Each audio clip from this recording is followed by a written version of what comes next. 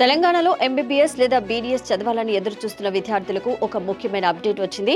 2026-27 విద్యా సంవత్సరానికి సంబంధించిన మెడికల్, డెంటల్ అడ్మిషన్ల కోసం ఆన్లైన్ రిజిస్ట్రేషన్ ప్రక్రియను మళ్లీ ప్రారంభించారు.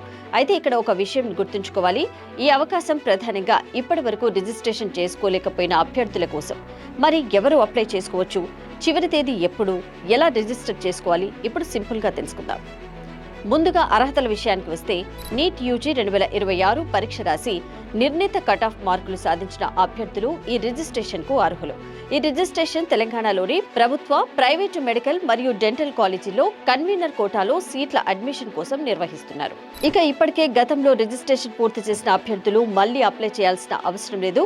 కానీ గతంలో అప్లై చేయలేకపోయిన వారు మాత్రం ఈ అవకాశాన్ని ఉపయోగించుకోవచ్చు. ఇప్పుడు ముఖ్యమైన తేదీ గురించి తెలుసుకుందాం. ఆన్లైన్ రిజిస్ట్రేషన్ ప్రక్రియ ఆగస్టు 19 మధ్యాహ్నం 2 గంటల నుంచి ప్రారంభమైంది.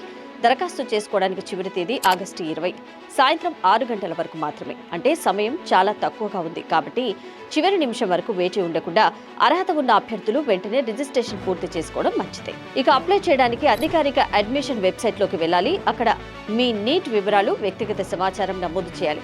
తర్వాత అవసరమైన సర్టిఫికెట్లను స్కాన్ చేసి అప్లోడ్ చేయాలి.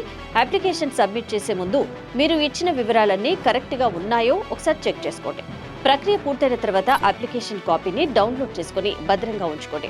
గతంలో రిజిస్ట్రేషన్ చేసుకోలేకపోయిన నీట్ అర్హత సాధించిన అభ్యర్థులకు ఇది ముఖ్యమైన అవకాశం. చివరి తేదీ ఆగస్టు 20 సాయంత్రం 6 గంటలకు మాత్రమే.